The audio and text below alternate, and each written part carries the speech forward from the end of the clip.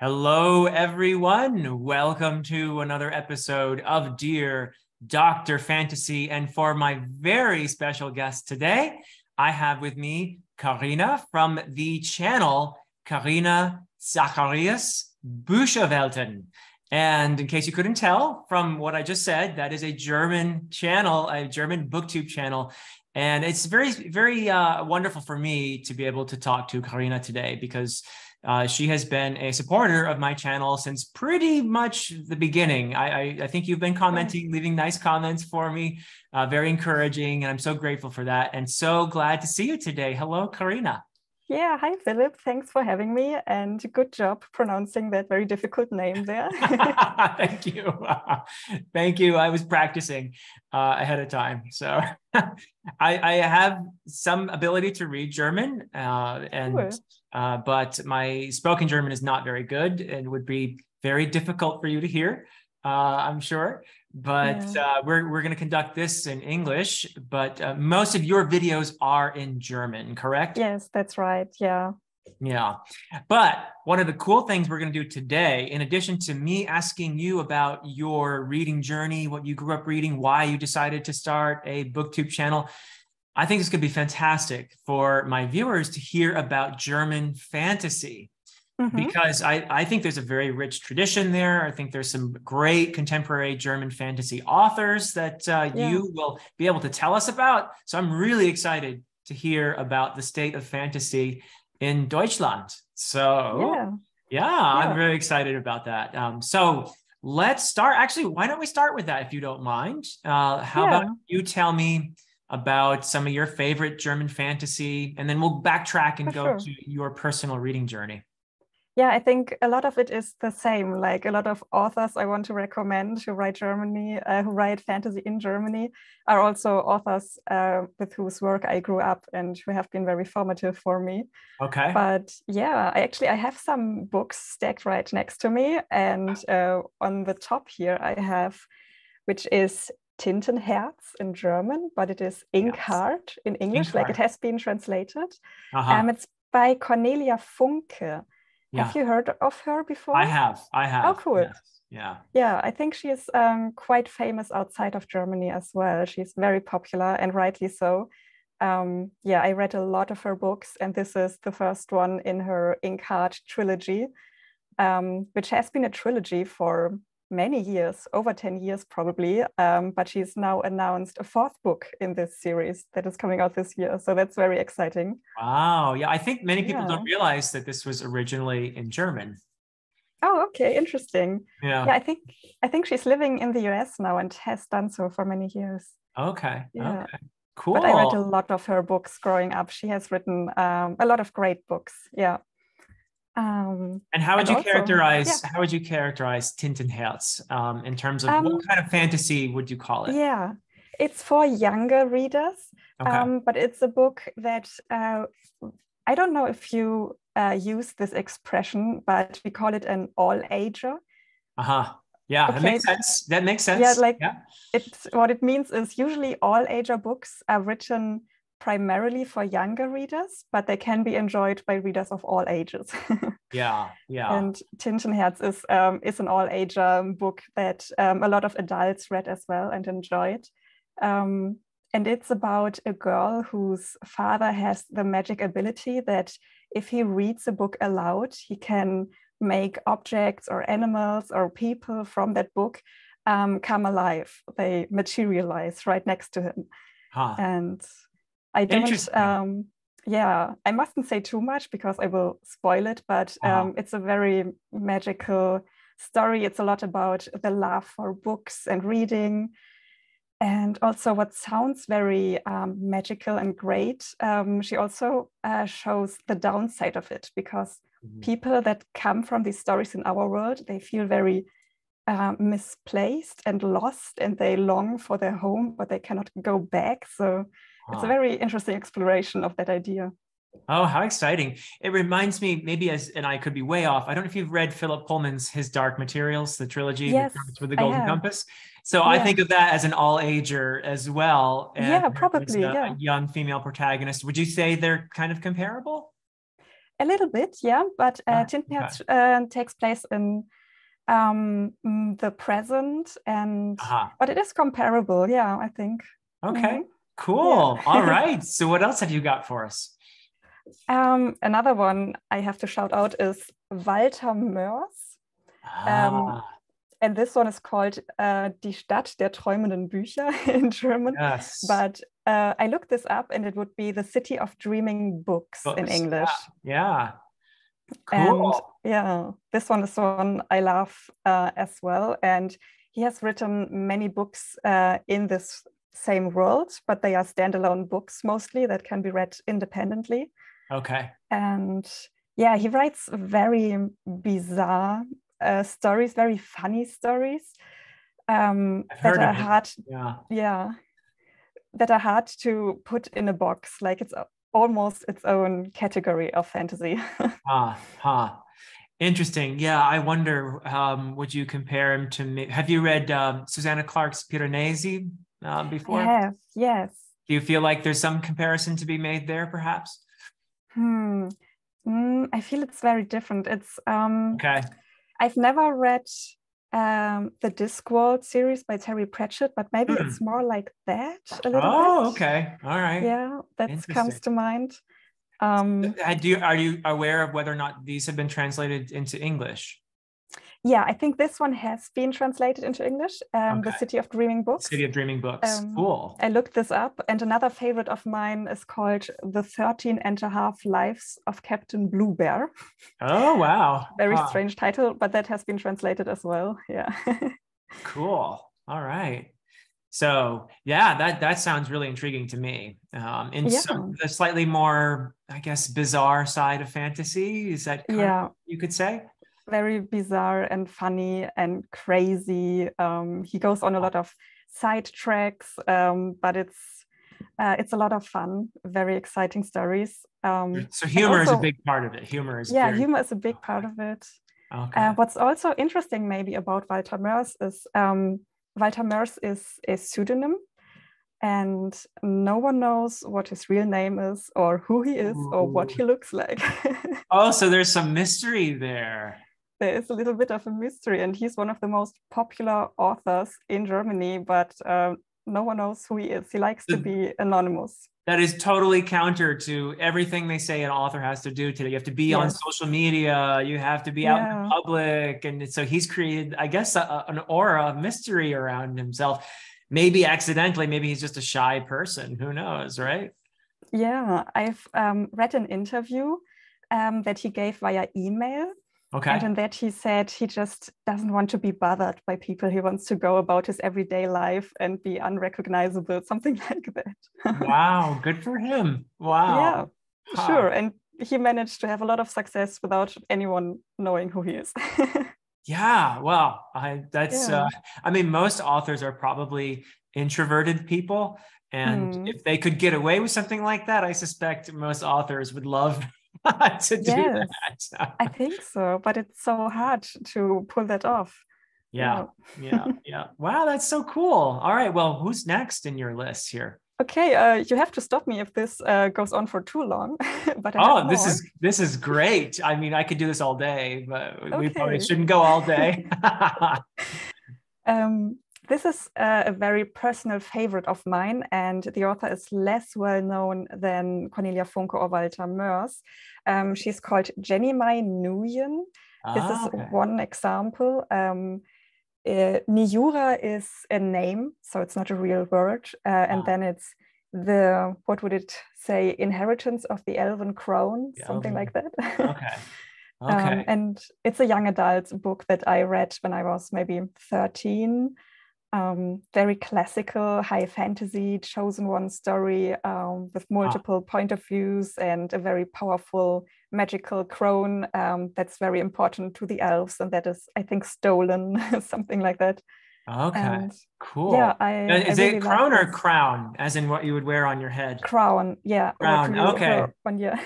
Yeah, sorry. Okay. So crown, yes. Okay, that makes sense. So the Elven crown then. Yeah, sorry. No, it's fine. It's great. So cool. Do you know if this one has been translated into English? So I did some research. I tried to look it up and I could find a lot of translations, but I couldn't find an English one, sadly. Oh, okay. Yeah, that's really too bad. But maybe someone else has to look it up as well, because I thought at one point there had been one, maybe secondhand, but I didn't manage to find it again when I researched for this chat here. Yeah. Okay. Yeah, that would be a shame. And it'd be odd, I would think, to have it translated into several languages, but not English. Yeah. I think there'd be a big audience there, right? That's true. Why translate it to Spanish, but not to English? Yeah. Yeah. Oh, there's a lot of Spanish speakers too, of course, but yeah. Of course. Yeah. Wow. All right, cool. Yeah. It sounds really intriguing to me too. So I would love to see that, find out that it is in fact translated into English, but maybe I'll have to read it in German. It would take me about 3 or 4 times as long, but that would be hard. Yeah. I'd have my dictionary. Many other books that I like a lot as well. So maybe I have to do some more research and see whether one of those has been translated. But yeah. Okay. Neat. All right. What's next? Maybe the next one you might have heard of. Michael Ende or Michael End. Yeah. Momo. Yeah. Have you heard of this one? I actually have not. It looks intriguing. And Momo is funny because in Nepal, a Momo is like a little not a pastry, but it's a little like steam cooked in a wrapper with vegetables. Like a dumpling or dumpling. Something? That's it. That's the word. Okay. Dumpling. Thank you. Yeah. So Momo is a kind of dumpling in Nepali. That's funny. Yeah. Momo is the name of the protagonist in this one, and it's a children's literature classic. And again, I looked this up, and luckily this has been translated, but under different titles. I think Momo is one, but then also The Grey Gentleman or The Man in Grey. Oh, neat. Okay. Yeah. Man in Grey. So is Momo at all like a dumpling? No. Momo, if I remember correctly, is a homeless girl. And the Grey Gentlemen that are mentioned in some of the English titles, they come and they steal the people's time.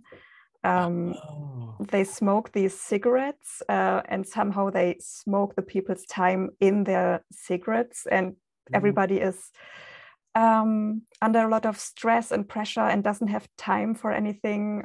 Like there's a lot of commentary on on society and how everybody's always behind on work and something like that.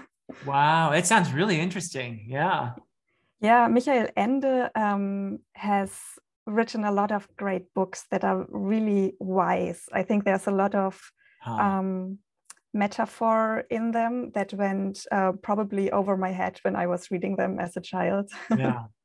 Yeah, there are so many great writers who can do that. I think of Ursula Le Guin's A Wizard of Earthsea, which functions almost like a metaphor, a folktale on one level, but can be read as a kid on another level.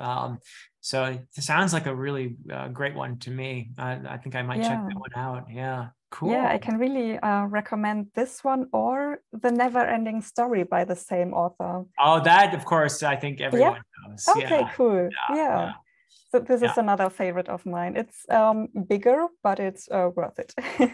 Yes. Okay. And say that please in German for my audience, so that it's Die unendliche Geschichte. Yes, the unending story or the never-ending story. Yeah, exactly. Yeah. No, that one's very famous, and I think cool. Most people would have heard of. Maybe not realizing that it's originally in German, though. But yeah.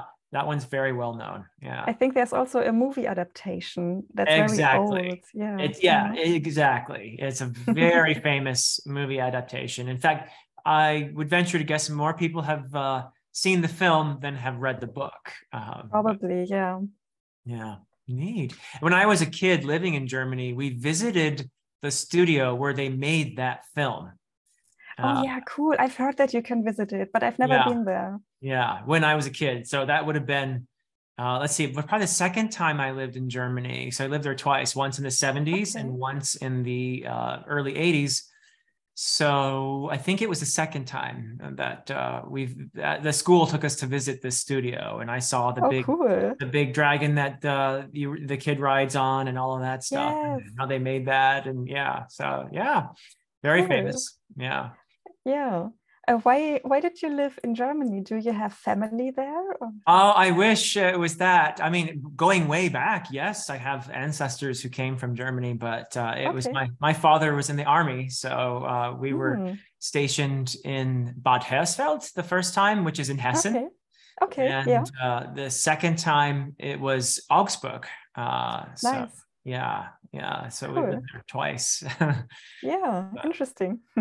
I have very fond memories. I think it's possible that a lot of my ideal landscapes came from Germany when I was a kid. Cool. So some of the times, maybe that comes out in my writing sometimes, who knows? But it's a place that I'm very fond of, even though I don't speak the language very well.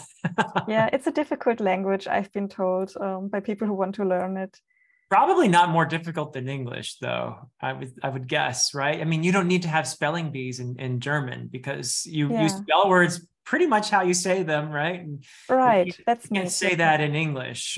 That's right. Yeah, the grammar is more complicated, I guess. But Yes, you do have all your der, die, and das, and all the changes and all of the So it's a bit complicated for people who aren't used to that, I suppose. But. Awesome. All right. Well, what do we have next on our list of contemporary German fantasy that we should be checking out? I have one or maybe two more that I had stacked here. The first one I definitely want to show because it's one of my all-time favorites and it has been translated. And that's The Dwarfs by Markus Heitz. I've heard of this. Yes. You have heard of this? I have heard of this. Cool. So I've done I did read in English translation, the Elven, which I remember. You know about that one, I'm sure. And I got a lot of people recommending this particular author to me after I did that review of the Elven. So I've heard of it. It sounds really intriguing. It's about dwarves, right? It's a bit similar to the elves or Elven in that it's very inspired by Tolkien's work, and it takes this one people of the dwarves and makes them the center of the story. And it's a lot of fun. This is not the first one in the series. I don't own the first ones because I lent them or borrowed them from my father. And there have been new books in the series recently, I think 2 last year and 2 the year before that. And I have to admit, I haven't read these last most recent books, but I really enjoyed the first ones back when I read them. Cool. Der Zwerge. Yes, exactly. The dwarf, is that plural or singular? The dwarves? Zwerge is plural. Dwarves. The dwarves. Yes, I like it. I like it a lot. That is definitely one I want to check out. And that has been translated, I believe, into English. Yes. That has been translated. They are, I think you have talked on your channel about how fantasy can be great literature and tackle real big questions and all of that. And I feel like the dwarfs are not that kind of fantasy, perhaps. They are not very deep. But they are a lot of fun. Like Markus Heitz is a real good storyteller. So an action-packed kind of, maybe something like a David Gemmell type book, a legend. I've never read his books, but from what I've heard, maybe. Okay, neat. All right. So you said you might have another one in the Yes, I have another one. Maybe this is a bit teasing, because this is fairly new. It came out last year and it hasn't been translated, which is too bad. Okay. But I wanted to shout about it again because I loved it so much. It's called Schildmaid, which would be, I think, Shield Maiden. Shield Maiden, yes. Yeah, okay. Yeah. And the last name I can see, but I can't see the first name very well. What's the author? Yeah, sorry. It's Judith and Christian Vogt. So it's a couple who wrote this book together. Oh, neat. Okay. Yeah. Okay. All right. So what's the gist of it? It's Viking and Northern mythology inspired fantasy. So the right thing Wow. for you, I think. Yeah, I have to read it. I have to read it. Yeah. Yeah, maybe someone is watching this who works in publishing and is looking for something to translate. So go for it, because I really adore this book. It's basically about a group of women who secretly build a boat, and then they are chased and they set off on this adventure. And it's a really interesting exploration of their characters and the relationships they form. But also it's full of action and magic and beasts and adventure. And they are trying to find, I guess, a place in the world, in a world that's very dominated by patriarchy. And yeah, it's a really good book. Oh, so cool. And it's Norse inspired, like Viking kind of thing. Yes, yeah. Neat. A lot of Easter eggs from Norse mythology, yeah. That sounds like right up my alley, right up my alley. I know. So, I hope it's going to be translated one day, yeah. yeah, that sounds amazing. Okay. Yeah, and I mentioned the Elven. We can add that to the list. Definitely, yeah. Have you read now Bernhard? Hennen, that's right. Yes. Have you read those as well? Yeah, not all of them, because I think there are many spin-off series, so I don't have a grasp of the whole universe, but I read the first few books, yeah. Okay, and to my knowledge, only the first 3 have been translated into English. So, but the Elven would give you a good taste, I think, of. I think a lot of people were telling me he gets better as a writer as he progresses. And I think so, yeah. But yeah, it's a fairly prominent one over there too. I guess. Yeah, definitely, yeah. Yeah, it was a lot of fun. I had fun reading that. Cool. So this is so awesome. Thank you so much for doing that homework. Thank you. For telling us all about these books, most of which are available in English translation. Yeah. Unless you're one of my viewers who does read German, you might want to tackle them in the original. I might have to tackle that Norse one in the original myself. Yeah. So thank you so much. And with that, I think we can now talk about your personal reading journey. Going with the theory, might be a slightly questionable theory, but is my theory that you are what you read. What have been some of the formative stories of your life, Carina? Definitely some of the ones I mentioned, like Jenny Newian, Walter Mörs, Cornelia Funke, Michael Ende are all people that have been, or whose work has been formative for me, I think. Also, an obvious one is Harry Potter. Okay. Yeah, I think I am the Harry right Potter age. Generation. You are the Harry Potter generation. Yeah, maybe a little bit on the younger side, but I think I can call myself being part of the Harry Potter generation, and I've always been a huge Potterhead. Yeah, you're one of the fortunate few. Yes.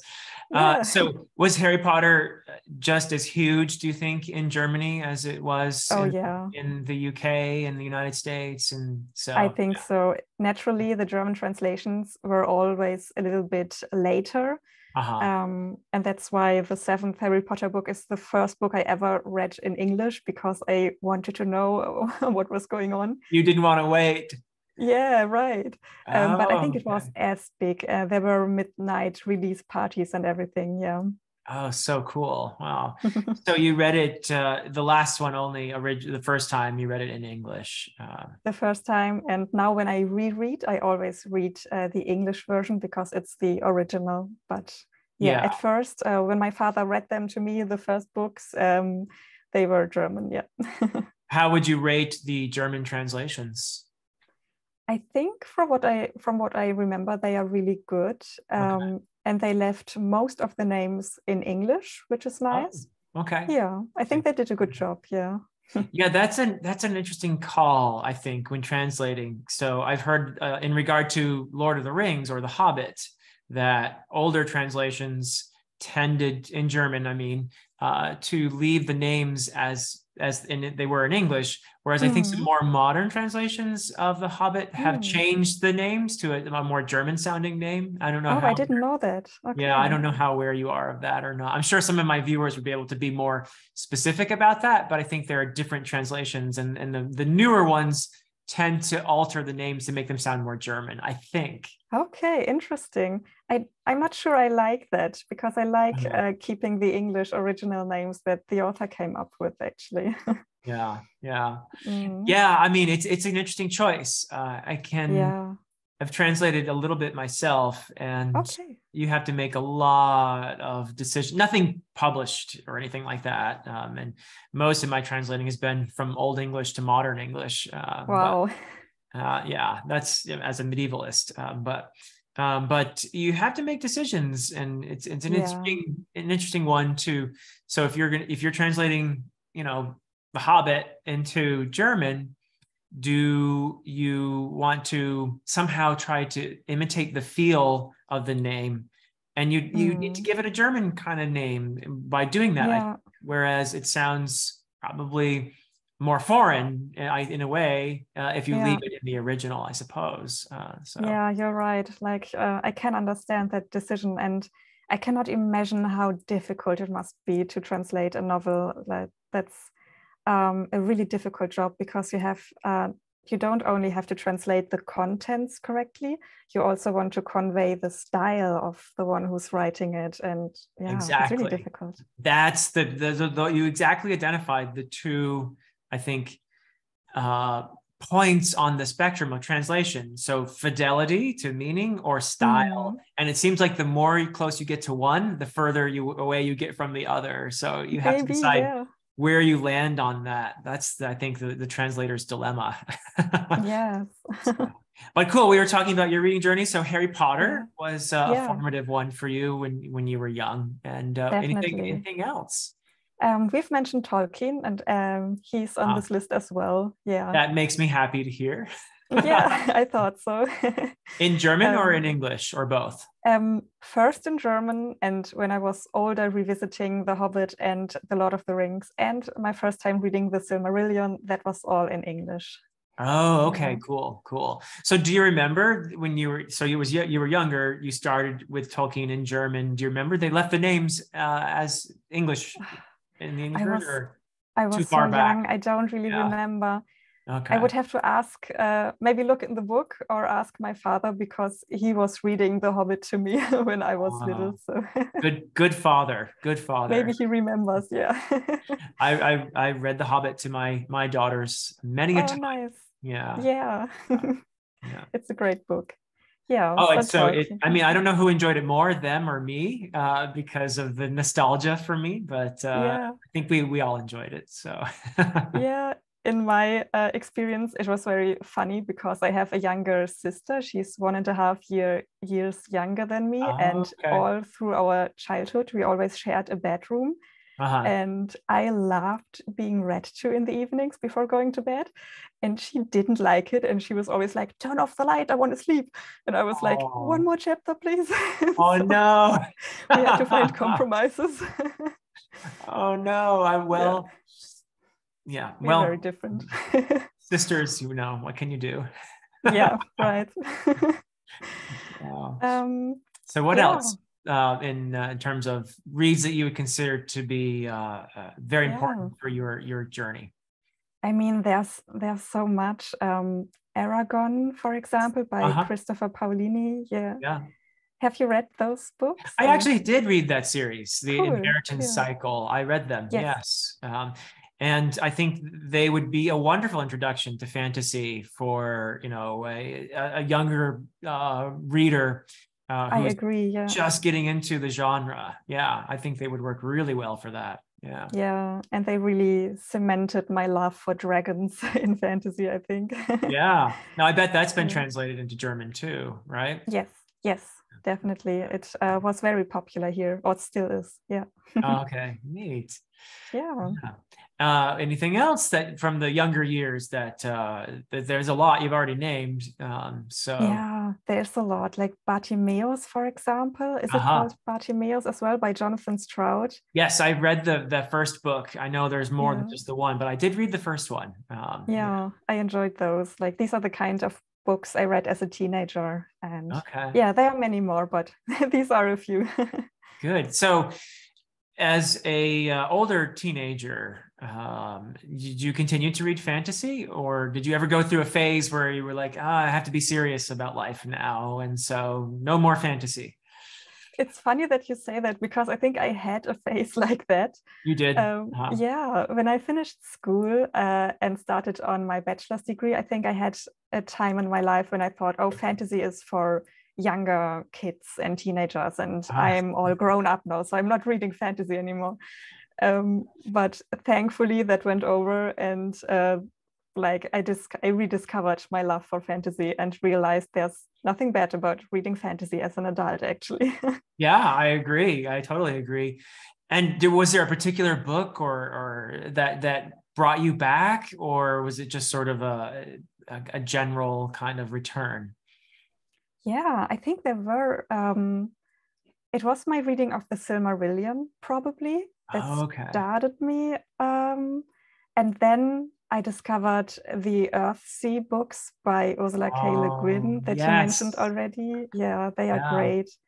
And I know you like her as well, Robin Hobb and her Realm of the Elderlings. Absolutely. Yeah, I think. Oh, you picked the great ones to bring you back. Yeah, yeah, really. Yeah. Yeah. Oh, those are wonderful. Yeah. I'm actually rereading the Earthsea books right now. Cool. Yeah. I just ordered and got the illustrated edition that has all the books and the short stories and everything all in one book, which is going to be hard for me to hold while I'm reading, because I lie down while I read, but it's a real workout. Yeah. Yeah. I'll have extra workout while I'm reading it. Definitely. Yeah. I've seen that edition and it's beautiful, but not very comfortable to read. Yeah. It is beautiful though. So I'm excited to be rereading those. I read A Wizard of Earthsea so many times, and the others I haven't read as many times, but I'm looking forward to rereading them all. So yeah, I've only read them once, but sometime in the future I definitely need to reread them. Yeah, so Tolkien and Le Guin and Hobb were part of what brought you back into fantasy. And I think so. How long has your channel been around, and why did you decide to start it? I posted my first video in December of 2018, I think. Okay. And yeah, what made me start? I remember discovering Booktube in 2016. Okay. And fell in love with it.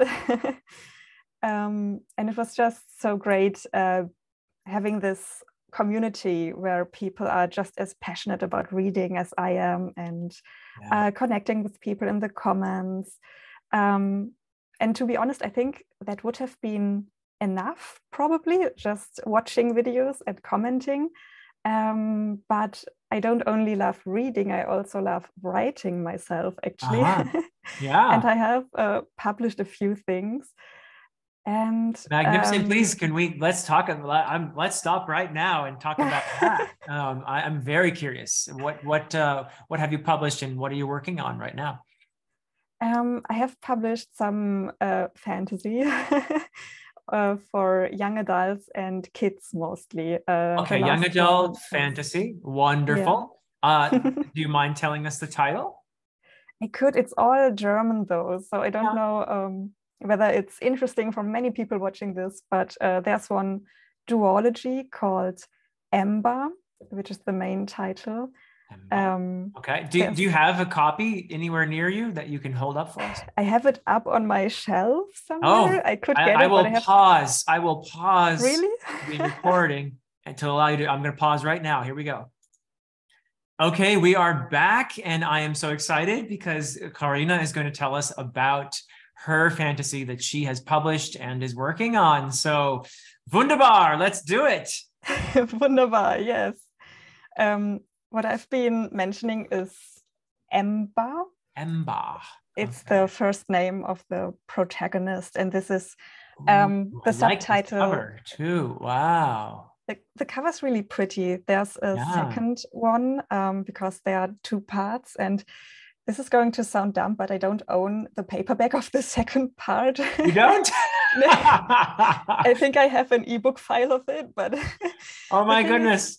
Yeah, well, hopefully you'll get a copy so that you can show people, you know. Yeah, the thing is, I got 5 copies from the publisher, but I gave them all away, and then I noticed I don't have another one. So, oh no! And I just left it at that. Well, that's okay. This is beautiful, and you can order these, I would assume, on Amazon. Yeah. Yeah.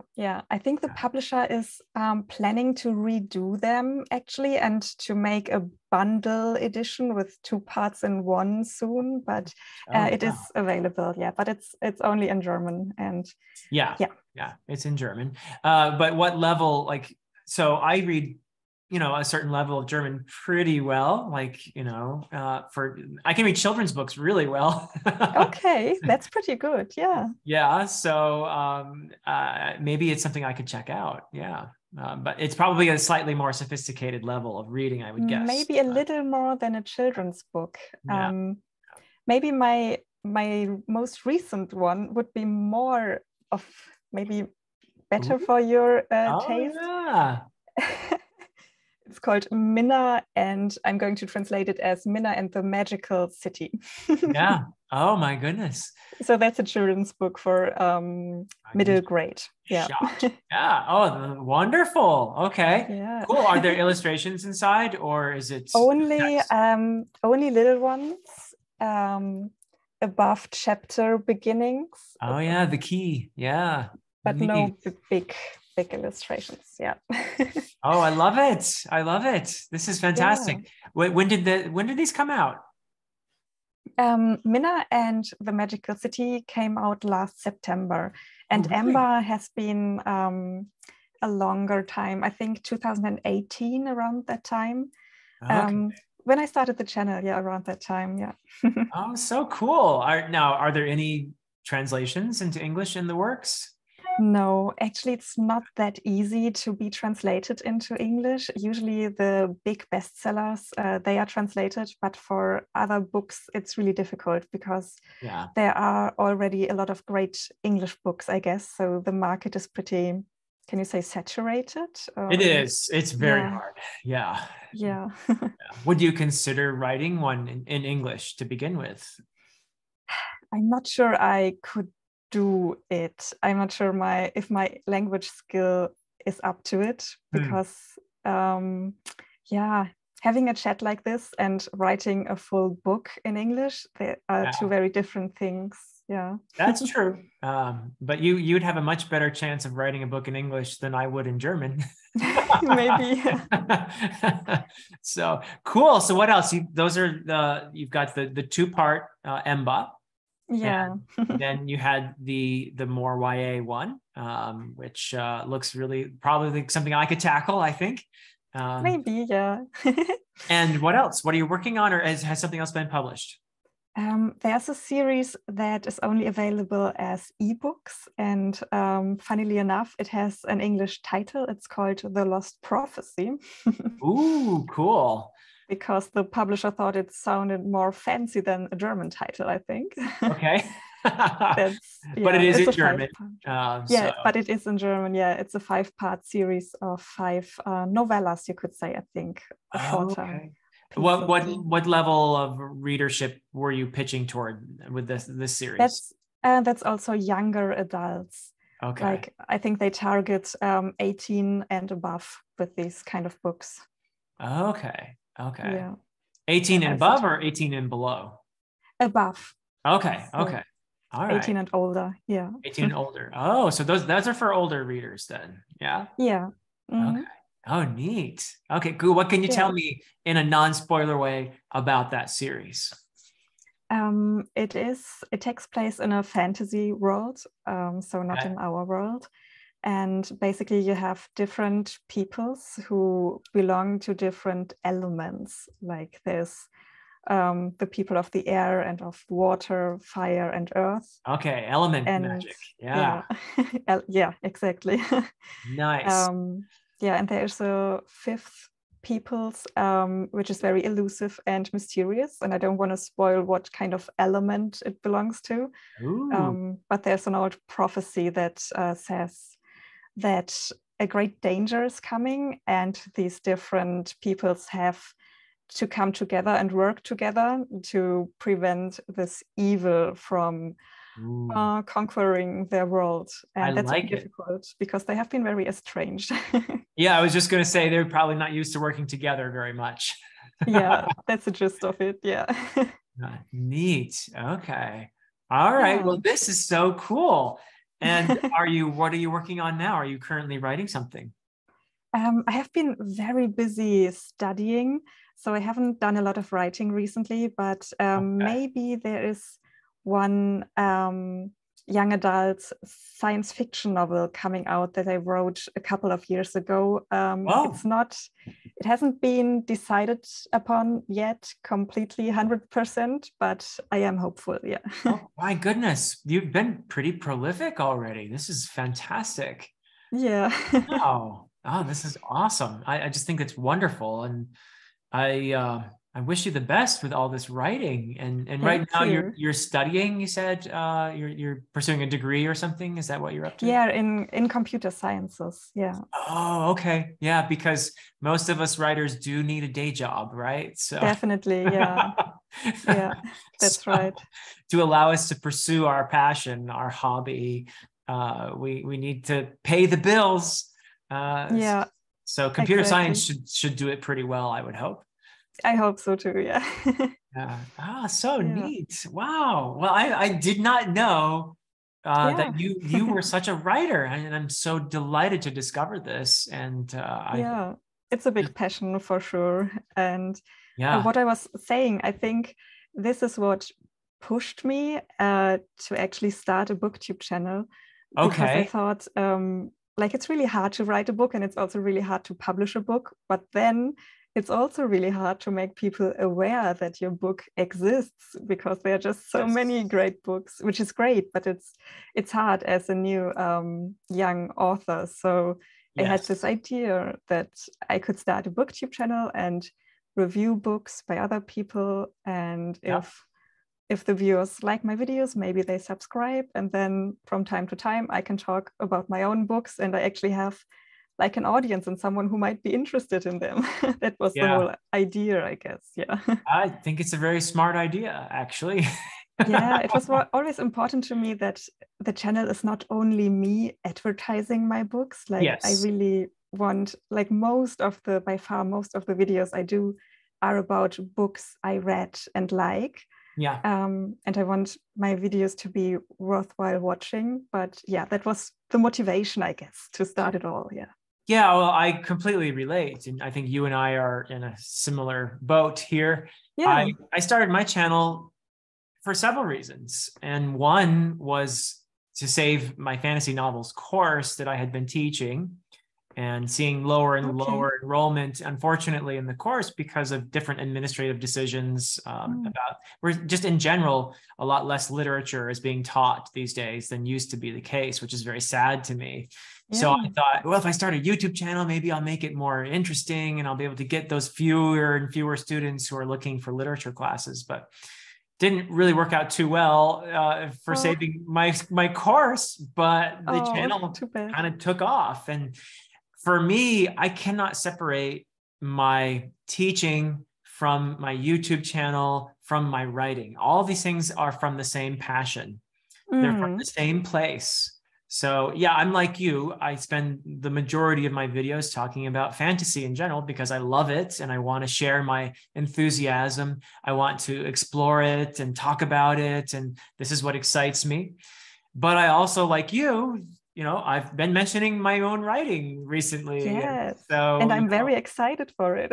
Oh, thank you. Thank you. Yeah. We'll see how it goes. But so I think, you and I are doing very similar things here on this platform. Probably. Yeah. So very exciting to connect with a fellow writer here like this. This is really neat. And it sounds like you have great plans, and there'll be lots more coming from you. Hopefully. In terms of your writing. Yeah.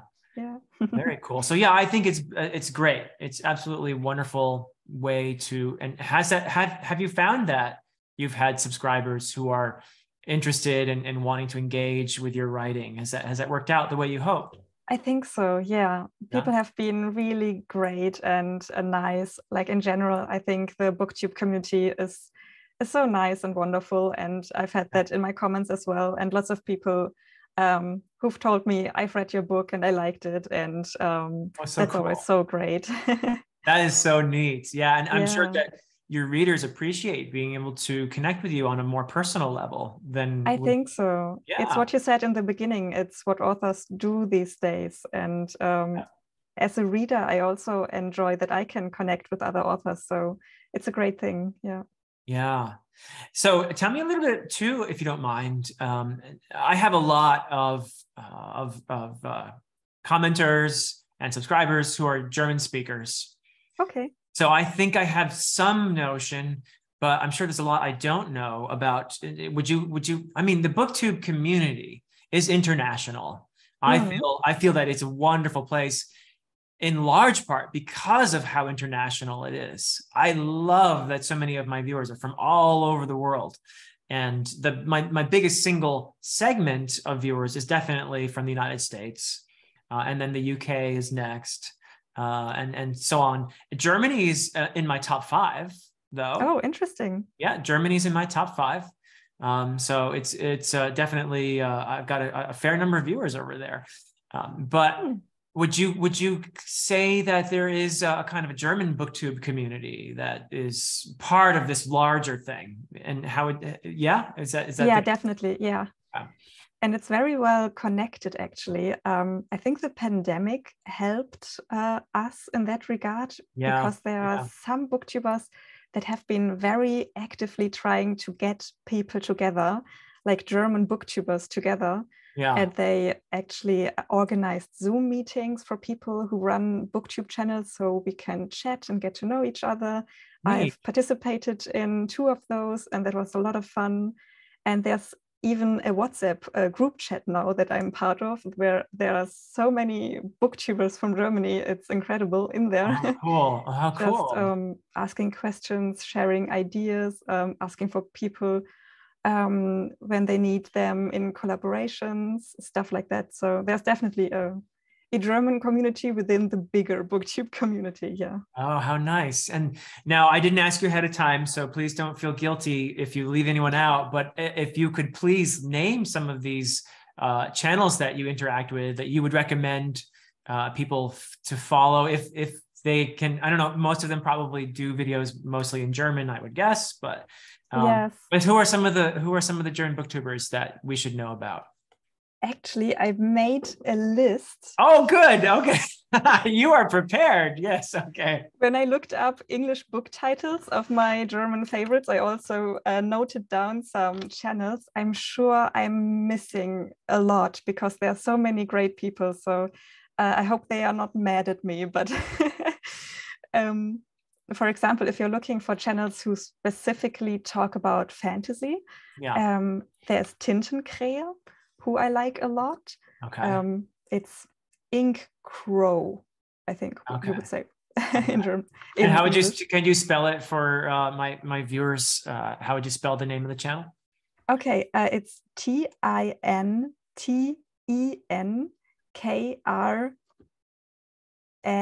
which is a German letter. Oh, so it's an A with an umlaut. Yeah? Yes. Okay. All right. And then HE. Okay, gotcha. All right, cool. Another one is called Dragon Stories, so that's easier. Yeah, that's easy for us. Yeah, Dragon Stories. Okay, and that's I assume by the name of fantasy focused channel. Yes, right. Okay. These are fantasy focused.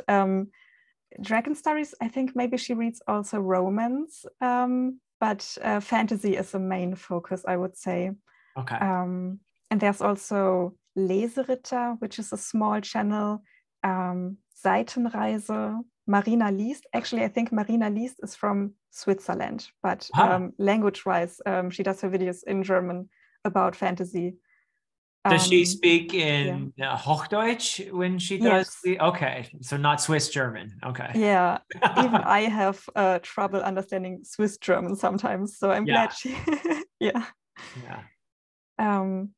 Some of my favorites who sometimes talk about fantasy, but not all the time, are Uralte Morla and Sophie Verstand and Literaturlärm. These are some all-time favorites I have to mention. And there are, as I said, many, many more. Wow, awesome. That is so cool. And you yourself, I do a lot of fantasy, but I know you do other things too on your channel, correct? Yes. Yeah, I also read a lot of literary novels, contemporary. Yeah. So as a writer, do you feel that that helps you to read outside of fantasy? Oh, definitely. Yeah. I think it broadens the horizon, so to say. Yeah. I mean, it's interesting because I'll have moments when I realize, oh, this piece of my story here is probably coming from this nonfiction book I read, a year ago. Just because I guess learning about the way the world works and reading other experiences that are outside of the fantasy genre can be informative and it can come out in your writing in ways you can't even anticipate. Definitely. Yeah. So it's very important, I think, to read broadly. Even if you think, I want to be a fantasy writer, I think it's very important to read broadly. Would you agree with that? I would agree, definitely. Yeah. It's important to have real world experiences that can feed into your writing, but also to read a lot of different things. Yeah. I agree. Yeah. And travel is always great too, if you can, right? I mean, I know for a fact that my books would not be anything like they are if I hadn't lived in various places and traveled and met people, interacted in different cultures. And that's probably very much at the heart of what I'm writing about in some ways, is that interaction. Great. Yeah, I think so. Great. Yeah. I'm looking forward to it so much. Oh, thank you. I want to pre-order the paperback, so I'm waiting for that. Oh, yes. So yeah, unfortunately, the way that works is because I am printing through Amazon KDP, there is a pre-order option for the ebook only. And then the paperback, it comes out on the 21st. And there's no real pre-order. It just appears. It might appear a day or two earlier, depending on. It's so interesting, a little frustrating actually, because when you make the title active in Amazon, in other words, it appears for sale, it takes, like they say, up to 72 hours. But they won't tell you exactly when. So I have to kind of guess. So I'm gonna probably make it active maybe like 3 or 4 days before my intended release. So it might appear earlier than the 21st, but it's it'll be a surprise. It'll be a surprise for all of us. Yeah. Okay, I will be patient then. Yeah, but I very much hope that the 21st is the latest you'll be able to see the paperback available. So yeah, cool. I prefer paperback myself. I don't even have an e-reader myself. So I got one for Christmas and it's really convenient, but maybe I will read the next 2 books in your trilogy as an ebook, I thought, but I also thought it would be nice to have the first one for my bookshelves. Oh, well, I appreciate it very much. Yeah. However, I mean, in any form, I'm very grateful that you would even read it. So for sure. Yeah, so cool. And so your channel is about fantasy, but it's about literature. It's about writing. Do you ever make any videos about writing, about the writing process? I have done only one, I think. And I think it is the most watched video on my channel. So maybe I should do more. But yeah, that's a sign. There you go. Yeah, I'm sure you've learned a lot about writing and publishing. So not only writing videos, but also publishing. I'm sure people would be curious about your publishing process. For example, did you go through a literary agent?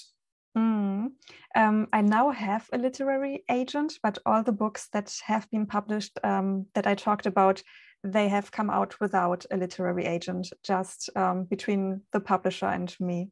So how is that? I don't know. Maybe it's different in Germany, but here we're told that you really should have an agent to negotiate with publishers and all of that. It's fairly there's a lot of, the contract and everything else. And basically your agent is like a lawyer, legally trained in matters of publishing, at least. Is it similar in Germany, or did you ever feel, oh, what am I doing here, signing all these, contracts and stuff? Yeah, I have heard the same recommendation. My experience has mostly been really good with the publishers, but for sure I've signed contracts without being an expert. So it's probably better to have an agency if you can. Yeah. Is it the same there too, where it's 15% for the agent? Yeah, I think that's exactly it. Yeah. Mm. Yeah. Okay. Sounds very similar. Yeah. Yeah. And agents are incredibly helpful. In my publishing journey or whatever, I had an agent, and we tried the traditional route first. I ended up opting to self-publish, but I have to say my agent was incredibly kind and helpful. And having someone like that behind my books was I think it was a helpful thing for me to think, okay, maybe I am a writer, right? Because this person who is an expert, who is very successful, has gotten major titles, including, by the way, Aragon. He's the agent for Christopher Paolini. Okay. He's been behind a lot of very well-known books. And so he thinks my book is viable. Therefore, maybe I am a writer. So that was very helpful to me. Yes. And you don't have to be a one-man show. You suddenly have another team player who's working towards the same goal. It's a good thing. Yeah. So true. Yeah. I think there's an idea, a very old-fashioned idea of the writer as this solitary person communing perhaps with their muse, but but not really stepping out of that isolated tower of theirs. Whereas in reality, I think most writers would say there are a lot of people who contribute to the success of a book. Would you agree with that? Definitely. And this is something I had to learn when I first started writing, like really early exercises as a teenager. I thought I mustn't talk to anyone because it has to be all my ideas, my creativity. And this is like the worst thing you can do. Like networking, talking to people, having better readers is so important, and it enriches your writing so much. I absolutely agree. So when you published your books, have you also, at the publishing house, have you worked closely with an editor? Yes, definitely. Yeah.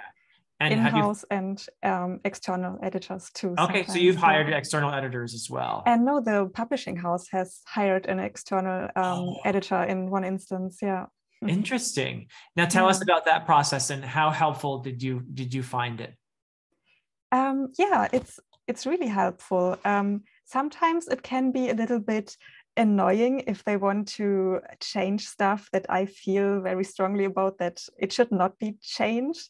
But usually they have good reasons, and usually I do what they want and I change what they want to be changed because they have good reasons for it. And have you ever taken a stand though? Have you ever said, no, I really think this is important, I don't want to make this change? Are they willing to negotiate with you a bit? Yes, definitely. Yeah. And sometimes you can meet somewhere in the middle. Yeah. Okay. But it's interesting because I've worked with an editor, a developmental editor that I hired, who's my friend, AP Canavan. I remember you saying that. Yeah. Yeah, Critical Dragon. And I think to have a professional with a really keen eye for storytelling is such a game changer. It really helps to, I think, elevate the story. And even if it's just little things here and there, there's a cumulative effect. I think that it's a really, and it can be very satisfying to have someone like that look at your story and give you feedback. And then you feel like, okay, I've done everything I can do to make the story as great as I can. Right? Yeah, I agree. Yeah. So that sounds like it's been mostly very positive for you working with editors at publishing houses. Yeah, I would say yes. Yeah. Okay. Wow, so cool. And is it always the same publisher that you've been working with, or have you switched around? I have switched. The Amber and the Lost Prophecy, that's a fairly big publisher who has lots of different imprints and labels. They are called Bastei Lübbe. And the children's book, the most recent one, that's an independent publisher from Dresden. Okay, all right. Yeah. Wow, so neat. All right, well, so let's switch gears a little bit here and talk about what you're reading right now, and what's going to be coming on your channel. What are you up to? What are you excited about?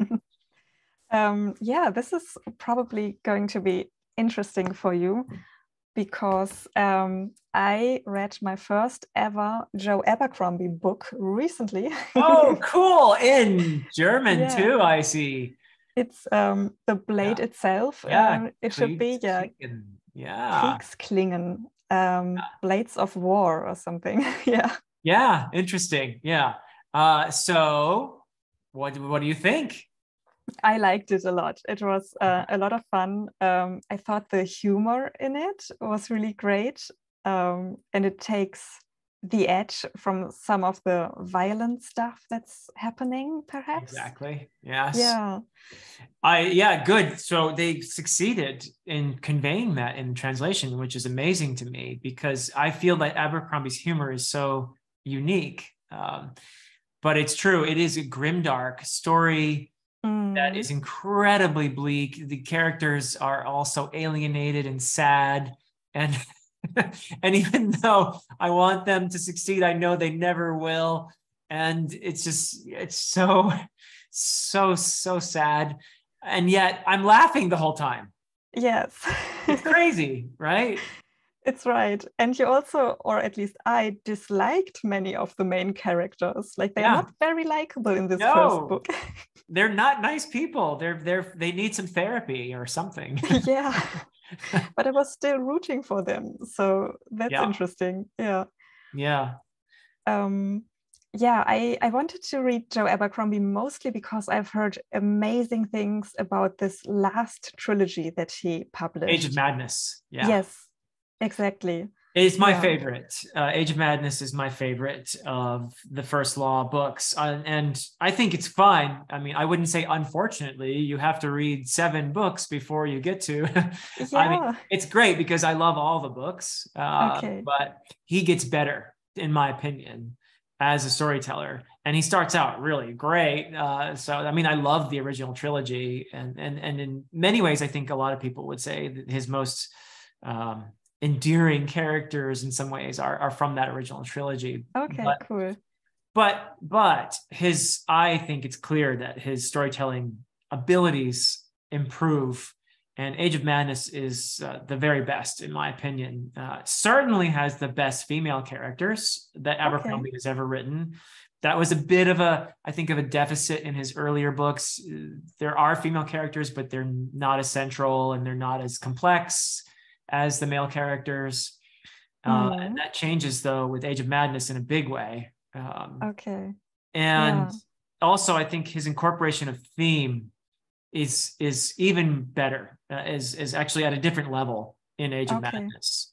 It's a very Dickensian type of story, in the sense that there's a lot about class and the impoverishment of the people at a point in history when this society is becoming industrialized, and the dislocation that results from that, and the pressure that builds up within a society where there's so much of this poverty and dislocation and injustice until it just explodes. Wow. So it's a great trilogy in my opinion. So I'm very has everything in the First Law been translated into German? Yeah, it has. Okay. So the one thing I will say is that I'm not sure about the titles they chose, because this Blades of War, like the original titles, I think they are quotes or parts of quotes from literature, and they are. So his titles are actually very clever. Right. Blade itself, and all of them are pieces from a quote that is relevant to the theme of the story. Right. They carry a lot of meaning. Yeah. Yeah, you lose a bit of that. Yeah, unfortunately. Yeah. Would you consider reading it in English?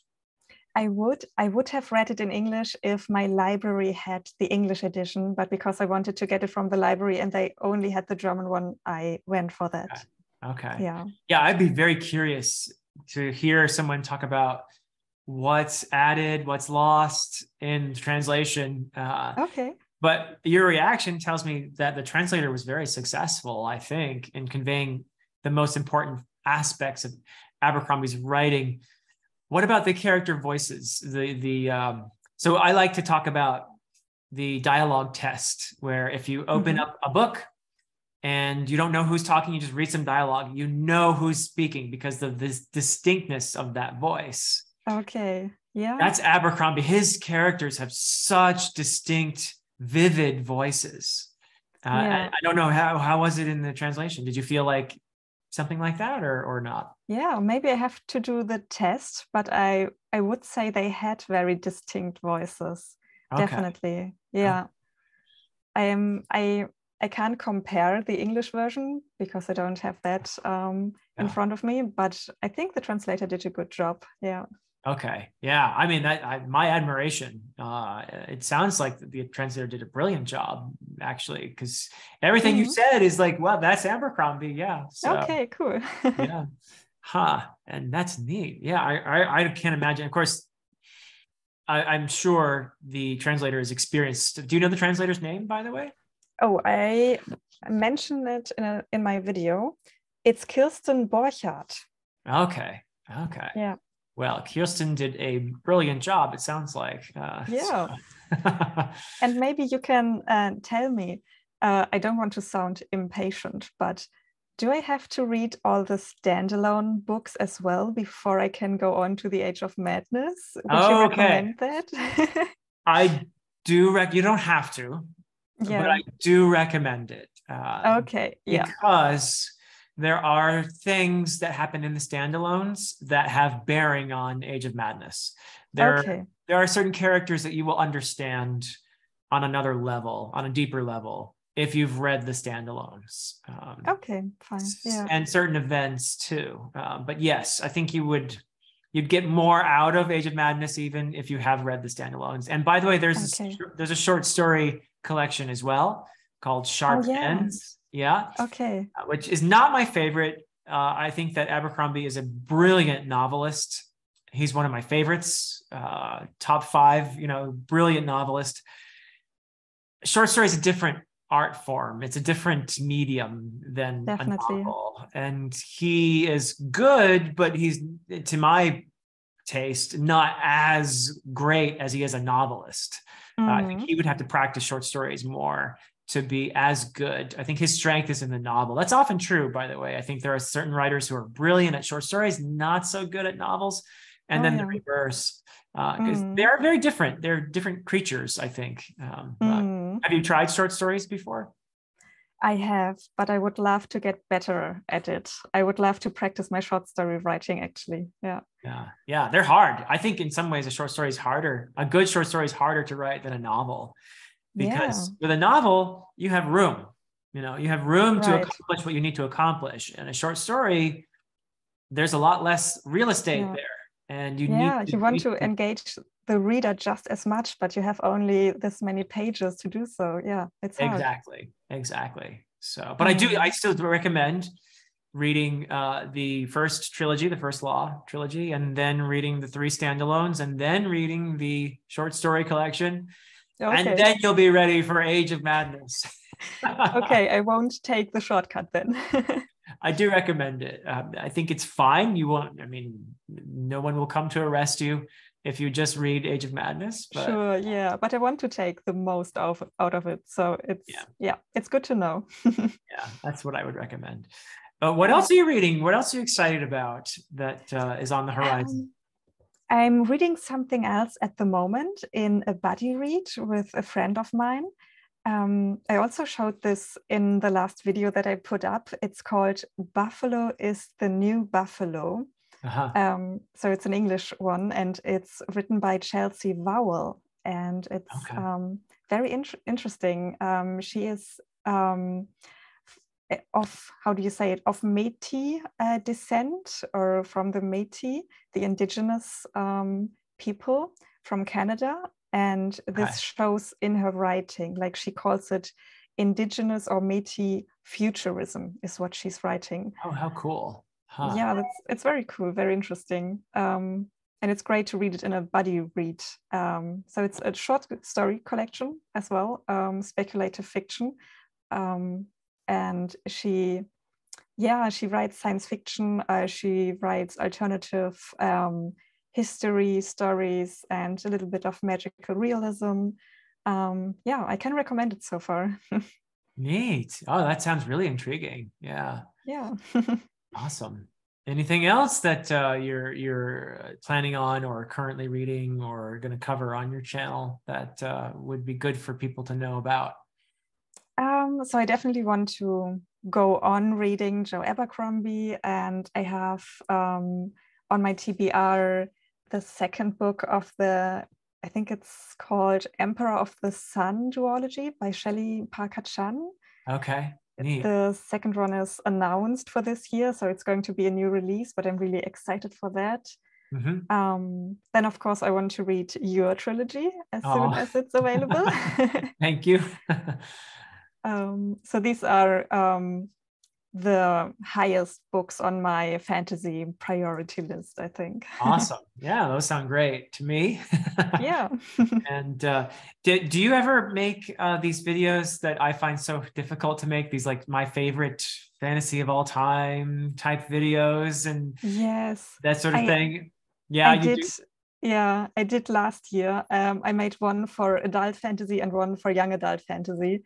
And you're right, it's incredibly difficult to pick your favorites, but it was a lot of fun as well. So yeah, these are on my channel.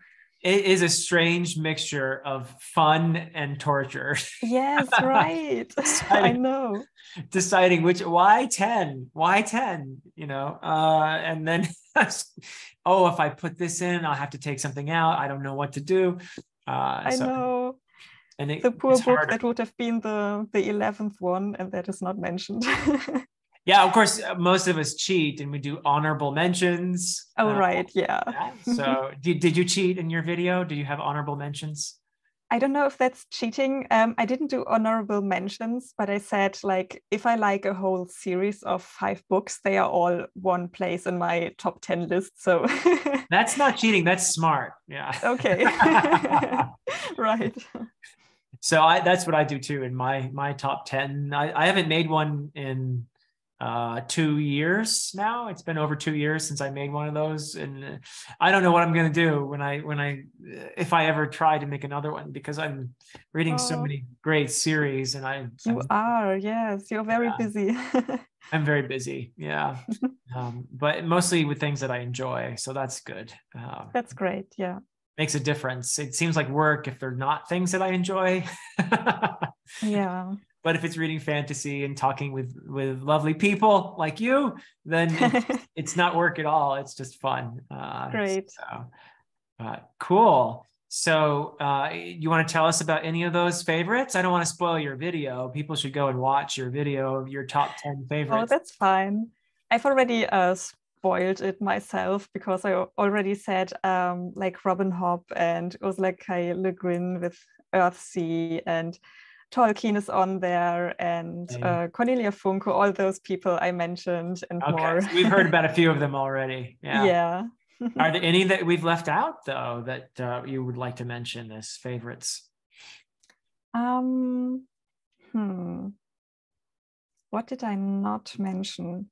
In the young adult one, I think I mentioned something by Trudy Canavan. Oh, Trudy Canavan. Interesting. Yeah. Okay. She's from Australia, I think, right? Oh, I didn't know. Yeah. I think she is. I have not read anything. So you've enjoyed her writing? Yeah, I put one trilogy of hers in my favorite videos. I don't know the English titles for them. Die Rebellen is the first one in German. Okay. So maybe people have to go to my video to find out what I'm talking about. But she was on there as well. And there's also a fantasy trilogy by Isabel Allende. Oh, yes. Cool. Of course. Yeah. Yeah. Which, often people call it magic realism in her case, but I think there's really no important distinction there personally. So maybe you could say that. Yeah. Yeah. Good stuff. Yeah. Nice. Okay. Well, I don't have any further questions for you today, but this has been so much fun. I've really enjoyed getting this chance to talk with you after seeing some of your videos. And I have a hard time understanding everything when I watch your videos, because if you were to speak, now the rest of your audience might get annoyed, but if you were to speak really slowly, I can try that. then I could watch them all, but your videos would be an hour long when they should be only 10 or 20 minutes, and no one else would appreciate that, I think. So, but I do try to watch sometimes. And thank you very much. And I am too shy to leave comments in German, that's for sure. But I really appreciate all the interactions that we've had over the last 3 years since really my channel has been around. Me too. I think I became a subscriber only 1 month after you posted your first video or something like that. And I've been a fan ever since. So thanks very much. Well, I would call you a supporter, and I really appreciate it a lot. And this has been great because I learned a lot today. I learned a lot about German fantasy. I learned that you're a writer. And we have these books out there. So everybody go check out, if you read German, maybe you want to learn German. So that would be a good way. Actually, that's what I did when I was learning German in college. I just read novels. That's one of my the best thing strategies. I mean, speaking would have been nice if I had been, but I wasn't in a German speaking place at that time in my life. So unfortunately, it's the next best thing after speaking. That's as good as it gets. If you can't get that immersion, at least I can read some. So I'll have to give that a shot. But thank you so much, Carina. And I, of course, we'll have a link to your channel in the description. And everybody, if you are curious, if you're a German learner or a German speaker, you want to check out some great videos about literature and fantasy and so forth, then you know where to go. All right, everybody. Thank you. Until next time, everyone.